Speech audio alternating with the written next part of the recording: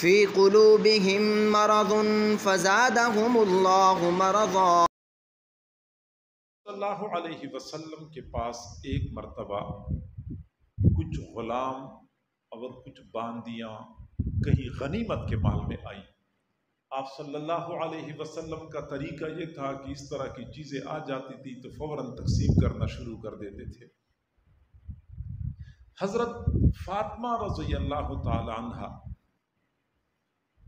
حضور صلی اللہ علیہ وسلم کی صاحبزادی حضرت علی کے گھر میں تھی۔ گھر کے کام کاج خود کیا کرتی تھی، چکی پیسنا، جھاڑو دینا، کھانا بنانا، کنویں سے پانی نکالنا، سارے کام خود کرتی تھی۔ اور کام کی کثرت کی وجہ سے ہاتھوں میں چھالے پڑ گئے تھے۔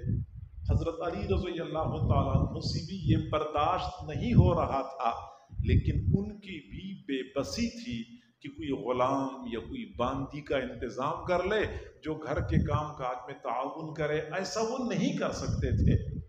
جب حضرت علی کو پتہ چلا کہ حضور صلی اللہ علیہ وسلم لوگوں کے درمیان باندیاں تقسیم فرما رہے ہیں، غلام تقسیم فرما رہے ہیں، تو حضرت فاطمہ کو فرمایا کہ فاطمہ، حضور غلام اور باندیاں تقسیم فرما رہے ہیں، آپ بھی چلی جائیں اور آپ کو بھی کوئی باندی مل جائے گی، گھر کے کام کاج میں آپ کے ساتھ تعاون کرے گی۔ حضرت فاطمہ خوشی خوشی حضور صلی اللہ علیہ وسلم کے گھر میں پہنچ گئی، لیکن آپ صلی اللہ علیہ وسلم گھر میں موجود نہیں تھے۔ حضرت عائشہ سے ملاقات ہوئی۔ حضرت عائشہ نے پوچھا کہ فاطمہ کیسے آنا ہوا؟ حضرت فاطمہ نے اپنا مدعا بتا دیا کہ مجھے بتایا گیا تھا کہ حضور کے پاس باندیاں آئی ہیں، وہ باندی لوگوں میں تقسیم کر رہے ہیں، میرا خیال تھا مجھے بھی ایک باندی مل جائے گی، میرے ہاتھوں میں کام کی وجہ سے چھالے پڑ جاتے ہیں، وہ باندی میرے ساتھ گھر کے کام کاج میں تعاون کرے گی۔ حضرت عائشہ نے فرمایا کہ وہ حضور تو چلے گئے ہیں، جب واپس آ جائیں گے تو میں ان کو آپ کا پیغام پہنچا دوں گی۔ حضرت علی رضی اللہ تعالیٰ عنہ فرماتے ہیں کہ رات کا وقت تھا، سردیوں کا موسم تھا، میں اور فاطمہ اپنے گھر میں آرام کرنے کے لیے لیٹ چکے تھے۔ عشاء کے بعد کا وقت تھا کہ آپ صلی اللہ علیہ وسلم ہمارے گھر میں داخل ہوئے۔ ہم نے اٹھنا چاہا، فرمایا اپنی جگہ پر ٹھہرے رہو، پھر آئے اور ہمارے درمیان بیٹھ گئے، گویا کہ ہم بھی زمین پہ چٹائی کے اوپر لیٹے ہوئے تھے، وہ آئے ہمارے درمیان بیٹھ گئے اور فرمایا کہ فاطمہ آپ آئی تھی باندی یا غلام کا مطالبہ کرنے کے لیے؟ عرض کیا ابا جان میں آئی تھی، میری ضرورت ہے، میرے گھر کے کام کاج زیادہ ہوتے ہیں تو تھک جاتی ہوں۔ تو حضور صلی اللہ علیہ وسلم نے فرمایا کیا میں آپ کو کوئی ایسا عمل نہ بتاؤں جو غلام اور باندی سے زیادہ بہتر ہو؟ اللہ کی نبی آپ بتا دیجئے۔ آپ نے فرمایا آپ دونوں حضرات جب رات کو سوئیں تو سونے سے پہلے سبحان اللہ 33 مرتبہ پڑھے، الحمدللہ 33 مرتبہ پڑھیں، اللہ اکبر 34 مرتبہ پڑھیں، یہ تمہارے لیے غلام اور باندی سے بہتر ہے۔ سوال یہ پیدا ہوتا ہے کہ حضرت فاطمہ کا شکوہ یہ تھا کہ میرا کام زیادہ ہوتا ہے، گھر کے کام مجھ سے نہیں ہوتے۔ آپ صلی اللہ علیہ وسلم نے حضرت فاطمہ کا بوجھ کم کرنے کی بجائے ایک کام اور ذمہ لگا دیا کہ آپ رات کو سونے سے پہلے یہ تسبیحات بھی پڑھ لیا کریں۔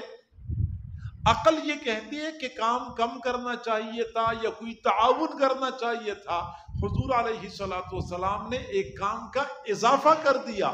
تو جواب یہ ہے کہ جی ہاں ظاہر میں تو کام کا اضافہ ہوا ہے، لیکن چونکہ یہ خاص ذکر ہے اور اس ذکر کی بدولت روح کو طاقت ملتی ہے، اور جب روح کو طاقت ملتی ہے تو بے شک جسم کمزور کیوں نہ ہو، بندے کے کام ایسے ہوتے ہیں کہ دنیا والے حیران رہ جاتے ہیں۔ حضور نے بتا دیا کہ روح کو طاقت دینے کی ضرورت ہے، جسم کی طاقت کی کمی کی تلافی ہو جائے گی۔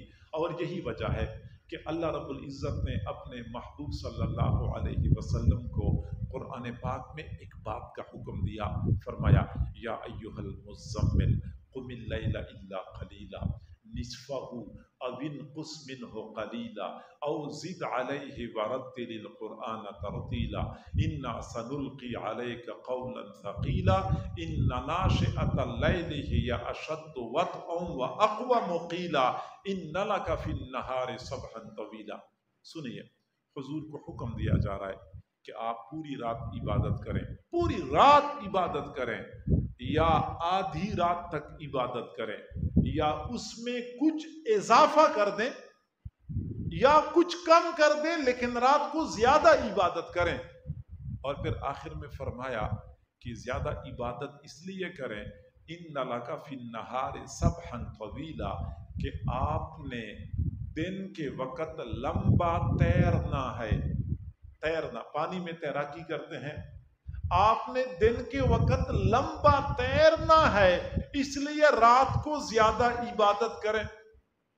سوال یہ پیدا ہوتا ہے کہ مکہ مکرمہ میں کوئی تالاب نہیں تھا، کوئی نہر نہیں تھی، کوئی دریا نہیں تھا، حضور کو فرمایا جا رہا ہے کہ آپ نے لمبا تیرنا ہے. تیراکی تو کوئی تھی نہیں، تو تیرنا کیوں فرمایا؟ جواب یہ دیا جاتا ہے کہ دراصل کوئی بندہ جب خشکی پہ چل رہا ہوتا ہے، چلتے چلتے تھک جاتا ہے، سستانے کے لیے رک جاتا ہے.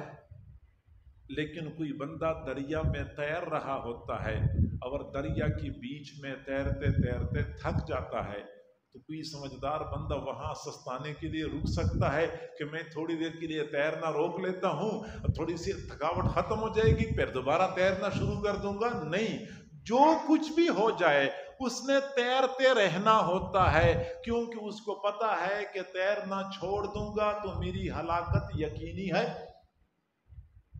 یعنی تیرنے والا بندہ تھکاوٹ کے باوجود ایک لمحے کے لیے اپنے کام کو چھوڑ نہیں سکتا، تعطل اختیار نہیں کر سکتا. تیرنے والے نے نان سٹاپ تیرنا ہوتا ہے، بلا تعطل کام کرنا ہوتا ہے. حضور کو جو فرمایا کہ آپ نے دن کے وقت لمبا تیرنا ہے، مقصد یہ ہے کہ آپ نے بلا تعطل، بلا انقطاع، نان سٹاپ کام کرنا ہے. حضور کو یہ فرمایا، یہی مقصد تھا کہ آپ نے تیرنا ہے. جس طرح تیرنے والا بندہ درمیان میں رکتا نہیں ہے، آپ نے پورے دن میں مسلسل کام کرنا ہے، رکنا نہیں ہے. اچھا، پھر ذہن میں سوال پیدا ہوتا ہے کہ اگر دن کے وقت زیادہ کام کرنا ہوتا ہے تو کہا جاتا ہے کہ رات کو زیادہ آرام کر لو، کل زیادہ کام کرنا ہے. یہاں تو معاملہ الٹا ہو رہا ہے کہ بھائی دن میں زیادہ کام کرنا ہے اس لیے رات کو زیادہ عبادت کرو، پوری رات عبادت کرو. تو جواب دیا جاتا ہے کہ جی ہاں، مادی دنیا کا یہی دستور ہے کہ جب دن میں زیادہ کام کرنا ہوتا ہے تو رات کو خوب آرام کرنا ہوتا ہے. لیکن روحانی دنیا کا معاملہ اس کے برعکس ہے کہ جب دن کو زیادہ کام کرنا ہوتا ہے تو رات کو زیادہ عبادت کرنی ہوتی ہے. کیونکہ یہ عبادت، یہ تلاوت، یہ ذکر اذکار روح کی غذا ہے. اس کی وجہ سے انسانی روح کو قوت ملتی ہے. جب روح کو قوت مل جاتی ہے، پھر اگرچہ جسم کمزور بھی ہوتا ہے، روح کی قوت اس کمزور جسم کو بھی چلائے رکھتی ہے اور بندہ زیادہ کام کرنے کے قابل ہو جاتا ہے.